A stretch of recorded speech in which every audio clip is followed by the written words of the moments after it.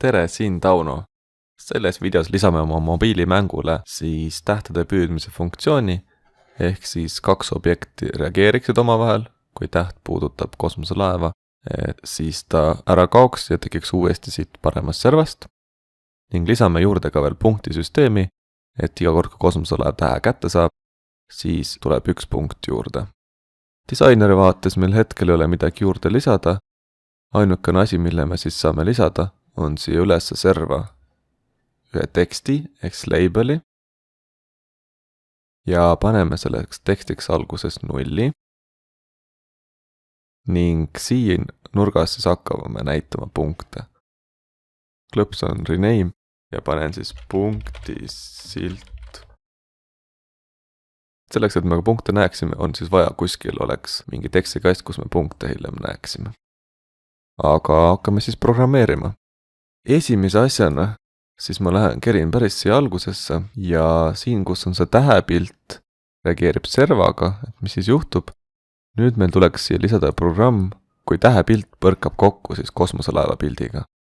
Klõpsan siia tähepildi peale, otsin üles sellise tüki kõige esimese siit when tähepilt.collided with. Ja nüüd siis tuleks vaadelda, millega ta kokku põrkab, nii nagu me tegime siin servaga. Selleks otsime samamoodi üles tingimuslause, if then.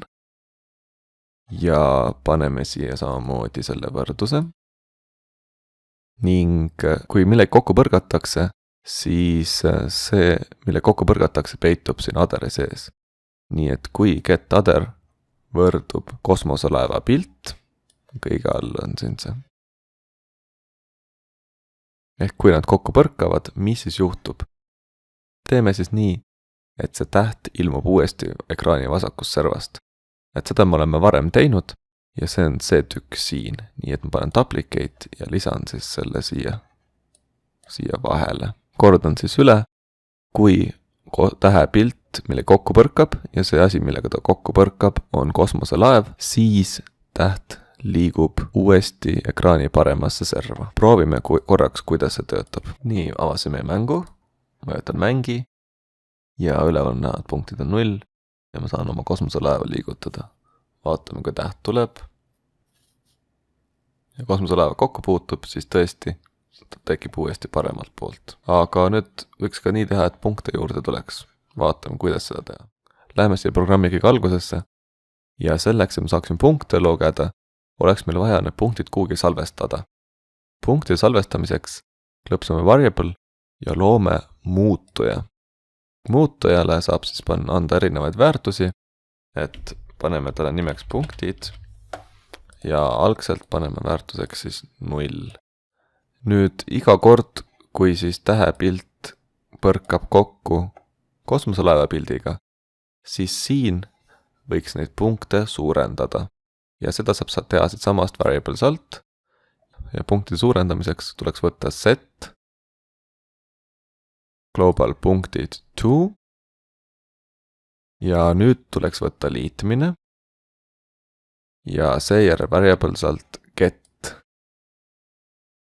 global punktid ja +1.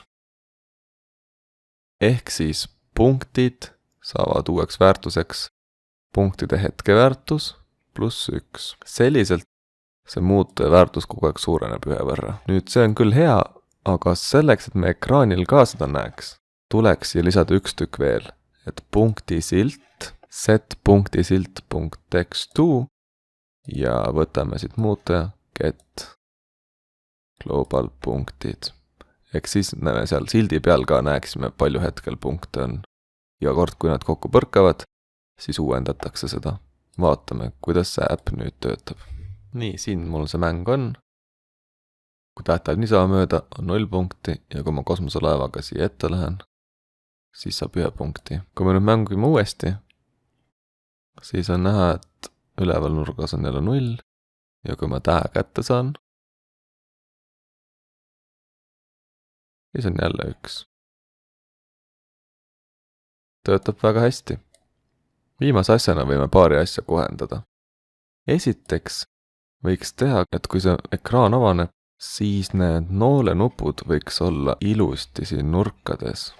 Selleks saame lisada sellised tükid, et siin, kus ekraan avaneb, üles noolepilt, call üles noolepilt move to ja üles noolepilt võiks olla meil siis siin all vasakus servas, kus X on 0 ja Y on ekraani kõrgus -50.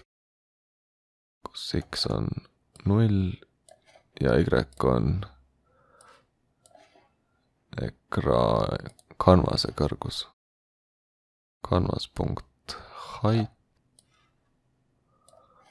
-50. Miks see kanvas on? Põhjus on just selles, et kuna meil on nüüd tekstisilt ka seal vahel, siis me peame seda arvestama just joonistusalal.